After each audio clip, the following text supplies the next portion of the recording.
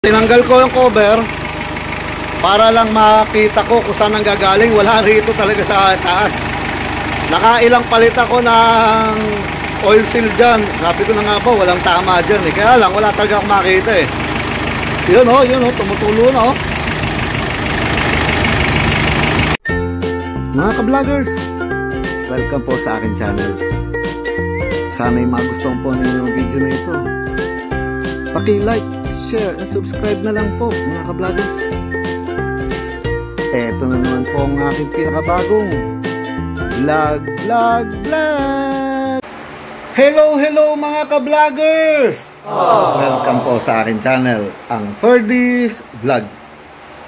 Mga ka-vloggers, eto, may ginagawa na naman ako dito kay ating pambansang Everest. Ayan. Mga ka-vloggers, isa-isang naglalabasan yung mga problema niya eh. So, hindi sila magkakakonect. Di ba nga, nauna, nagka-problema yung aking fan blade. Kumbaga, umiinit yung makina. Okay na, nagawa ko na yon. So, yung sumunod naman, kasi nga matagal na ako may naririnig. Kahit di pa nasisira yung fan blade na yun, nasisira, naririnig ko na yung pumutunog-tunog. Hinahanap ko nga sa mga belt kung ano yung kik. Yun nga, minsan nasira na, naghiwa-hiwalay na yung kanyang crankshaft pulley o yung main drive pulley. Solve na rin, nagawa na siya mga ka-vloggers.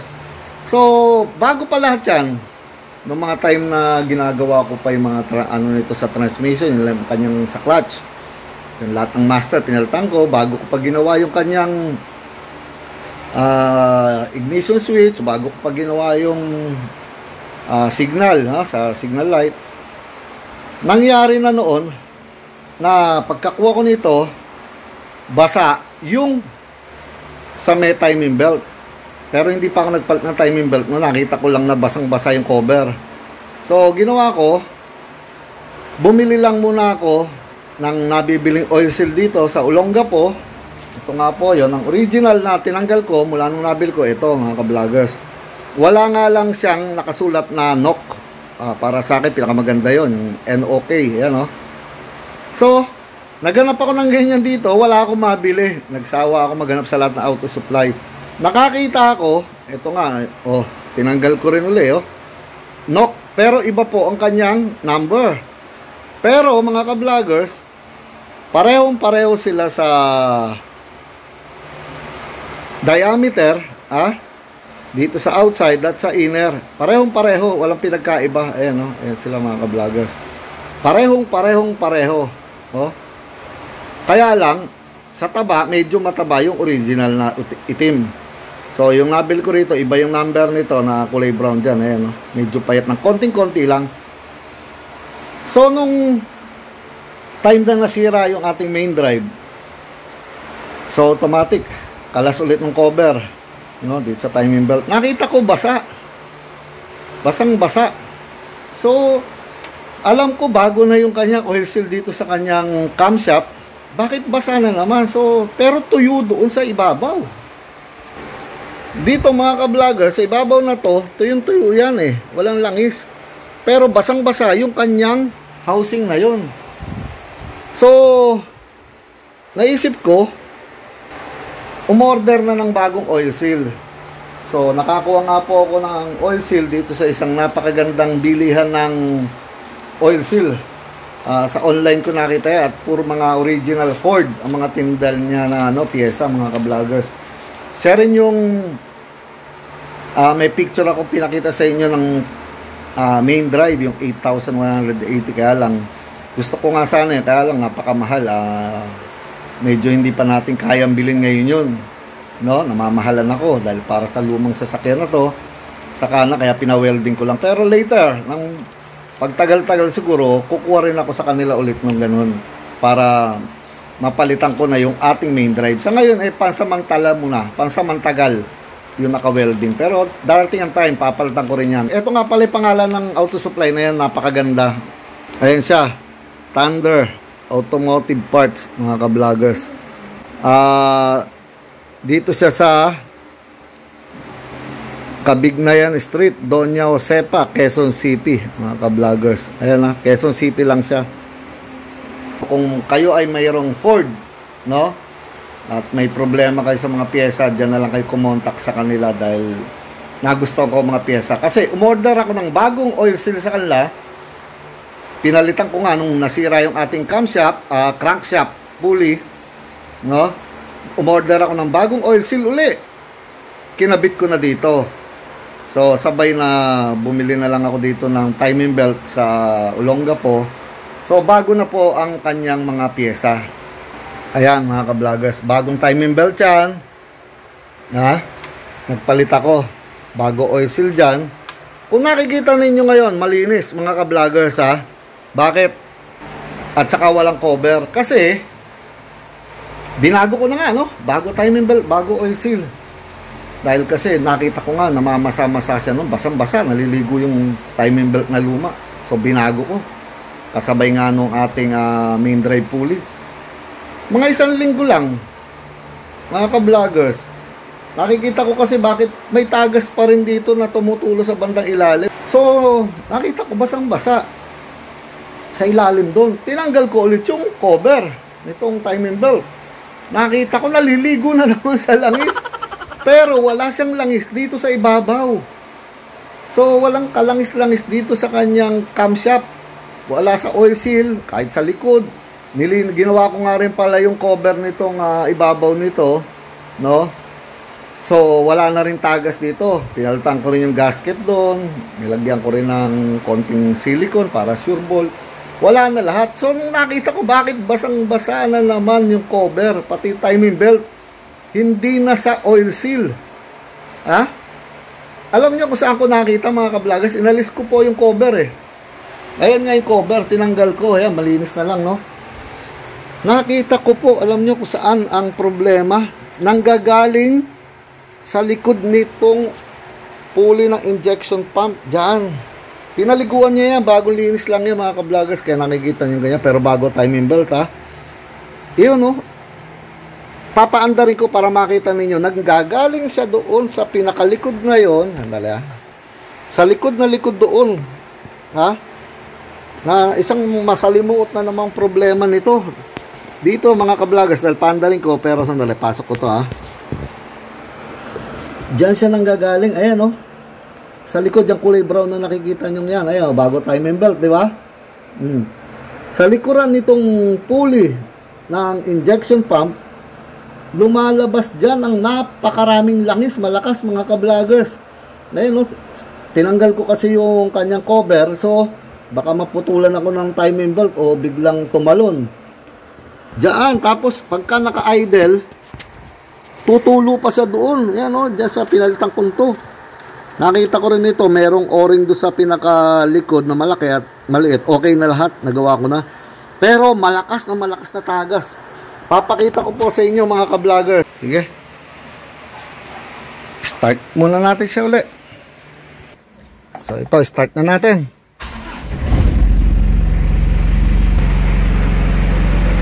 Punta na tayo sa ating makina.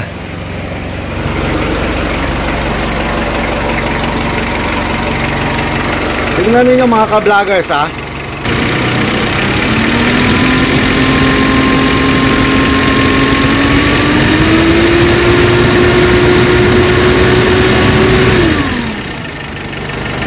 Doon sa sulok na yon, dali ha. Diyan ang gagaling mga ka-vloggers.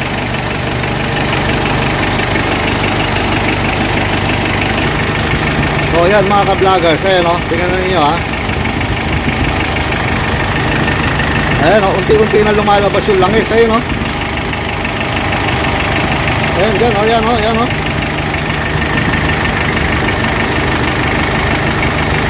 Oh, nanggagaling siya doon sa likod, sa pinakalikod nitong pulley ng injection pump. Ayan oh.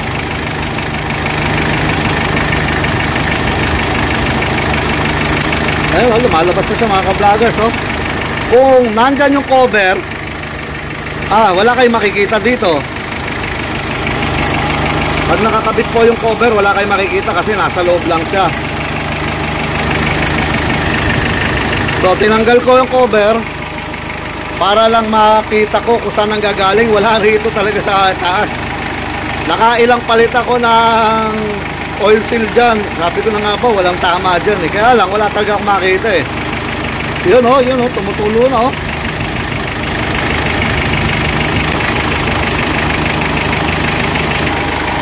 So mga ka-vloggers, okay nga yun eh, lumalabas habang nandito. Lahat ng problema, lumabas ka pa hanggang gusto mo. Hindi ako susuko sa'yo. Gaya nga na sinabi ko, luma na siya mga ka-vloggers. So ito mga ka-vloggers, sinisimulan ko ng kalasin isa-isa ulit para makita na yung mga problema rito sa bandang injection pump. So una kong aalisin yun dito sa may radiator, no? Yung mga hose, tanggal na naman to radiator, tong fan blade. Tignan po ninyo kung ano ang kagalingan niya pala ng isang vlog ko, di ba? Sabi ko doon sa isang vlog, pag nagpalinis kayo ng radiator, kasi bago linis po yung radiator nitong si Everest, no? Kailangan lagyan ninyo ng screen para yung mga dumi na nanggagaling sa block, masasala po siya at hindi na pupunta ulit sa radiator. Kung hindi, barado agad yung pinalinis ninyo. Tingnan ninyo mga ka-vloggers, ito ha. Ito, tinatanggal ko na tong may tubig pa to kanina lang eh, no? Katutulo lang eh, no? Di ba? Tingnan po ninyo yung mga nasasala, oh, ayan, oh. Nanggagaling yan doon sa loob ng block, sa loob ng makina, yun, meron pa doon sa loob, oh, ayan, oh. So, kung itataktak natin yan, dali ha, para makita lang ninyo mga ka-vloggers ha, nakakapit, yun, oh. Kapit na kapit sila, oh. Kung hindi, babara na naman doon sa bagong linis na radiator yan, ha. Dito ay sa lapag na yun, oh.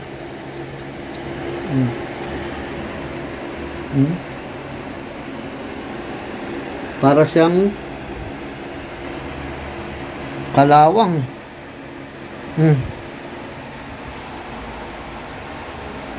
Nanggagaling po yan doon sa block.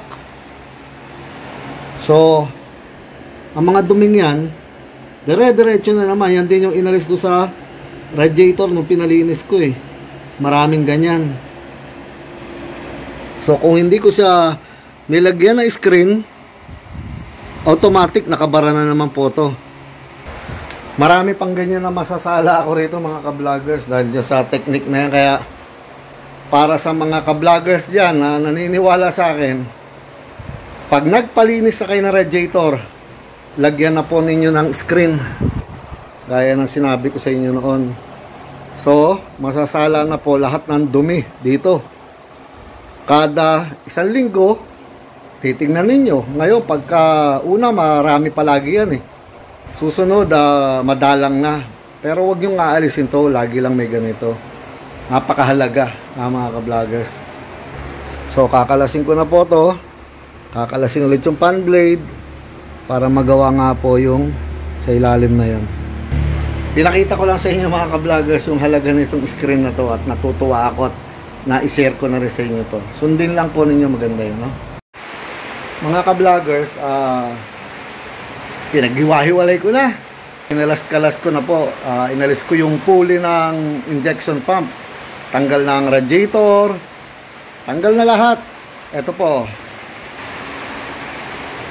Hiwa-hiwalay na. Nakabisa ko na siya. Dahil sa kakatanggal kabit dito kay Ford Everest natin. Sabi ko naman sa inyo, fix or repair daily. Hindi po.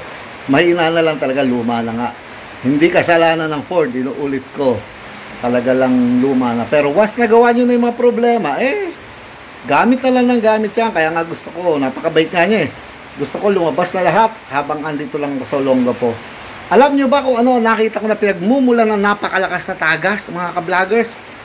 Isang kaalaman na naman po ito, tingnan nyo ha. Alam nyo po ba kung ano nakita ko pagkalas ko nitong mga pulley niya, mga ka-vloggers? Ayan, dito lumalabas yung langis eh, oh. Nung tinanggal ko po itong pulley ng injection pump yan, Kaya silang lahat ha. Sasabunin ko lahat tong mga ano to, lalo na tong timing belt para mawala po yung langis na kumalat. Alam nyo, nakita ko mga ka-vloggers, sa ibabaw dito, may nakuha akong goma. So inisip ko para saan tong goman to. Di ba? Nung tinignan ko yung oil seal, buo naman dito. Oh, yan ang sigurado naglilik. Pero tignan nyo po sa bandang ilalim mga ka-vloggers ha. Ayun oh. Nakikita po ninyo? Pingas. Oh. Sa kalumaan na ng mga goma. Ayan oh. Oh. Nawala na po yung ating ano rito mga ka-vloggers. Yung oil seal dito oh. Itong lugar na to. Ayan oh. Oh. Ito siguro yung kabiyak niya. Oh. Talagang naglalabasan ng mga sira niya. Pero okay lang, ang mahalaga nagagawa. At nandito lang ako sa Olongapo pa. Ayan o. Kita nyo na yung kaluluwa. Nawala yung oil seal mga ka-vloggers. Ayan o. Walang connection ng kahit ano dyan. Walang connection ng main drive. Ang main drive, ayan o. Nilagyan ko na rin ng timing mark yan. O. Ginuhitan ko ng grinder. Yung pang-cutting disc ng grinder. Tapos pininturahan ko. Ayan o. Para tapat dyan. Hindi na nasunod yun dati nga kasi kumalas na nga po, hindi ko na pinasunod yun. So, eto, tiniming ko muna lahat. Yan ang timing niya, timing mark. At eto ang main na problema mga ka-vloggers. Kaya pala ganun kalakas, lumalabas lahat yung langis. Ayan o. Hindi nyo naman iisipin yan, ginagamit nyo, naka-cover yan ha. Dito nakalagay yung cover ha. Tinatakpan po yung buong yan. Kaya hindi nyo makikita yung mga ka-vloggers. Oh. So, aalisin ko lang po yung oil seal na yan. Hahanap ako at papalitan ko yan. At buo na naman ang ating sasakyan mga ka-vloggers. Ayan oh. So, ganun na lang po muna mga ka-vloggers. Pinakita ko lang sa inyo at aayusin ko muna yan. Maghahanap ako ng oil seal na ganyan. Kailangan mapalitan yan. Nagkahiwa-hiwala yung mga goma ng oil seal. So sige po, masaya ako. Nakita ko na naman ang sira.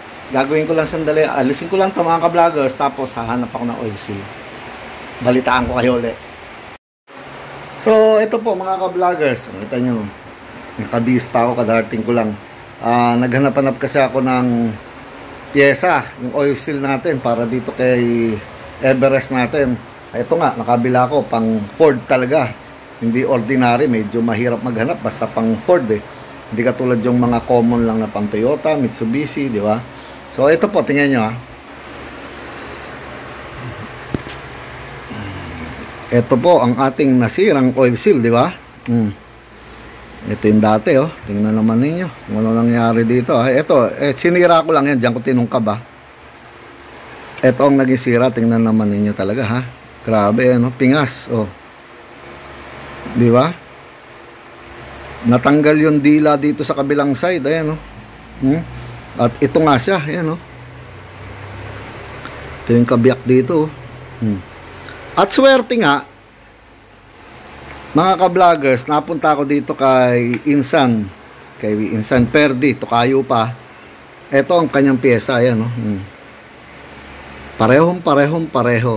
Swerte, mabubuo na siya kagad mga ka-vloggers. Yan ang oil seal na kailangan natin. Swerte lang talaga at mayroon.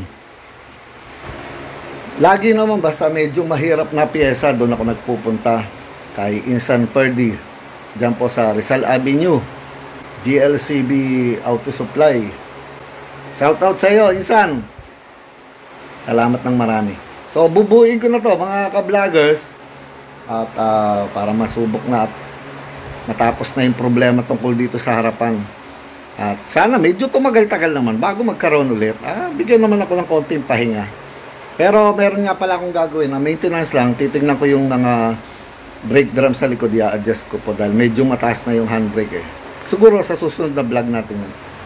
Assembling ko lang po to at tapos na. At least nakita na ninyo kung ano ang panibagong problema ng ating Ford Everest. Okay po yun, tandaan ninyo mga ka-vloggers ha. Pag ang sasakyan luma, tas naglalabasan ng mga sira habang nandito kayo sa vicinity ninyo, sa lugar lang ninyo, napakabait po ng sakyan ninyo, tandaan niyo yun. Kasi maraming mga bagay na ganyan, na yung iba hindi nakakaintindi, lalo minsan kung kababaihan ng may-ari, naiinis na, buisit na, luma na kasi yan, ganyan. Hindi po ganun mga ka-vloggers. Magpasalamat kayo, naglolo ko sa habang nandito lang sa lugar ninyo. At once napalitan na ninyo ang nasirang pyesa, siyempre sa susunod, iba na naman yung masisira ng mga luma. At least nagiging bago unti-unti. Basta alagaan lang ninyo yung tubig, yung langis, at wala na kayong problema. Tingnan ng mga fluid, yun, super, wala na kayong aberya dyan. Katulad nito, Amaron battery na to. So number 1 din na battery yan, walang problema po yan. Basta ganun lang lagi at hindi kasalanan ng Ford. Inuulit ko lagi kung bakit sira lagi ito, dahil luma. At sana medyo tumagal naman bago may gagawin na naman ako mga ka-vloggers.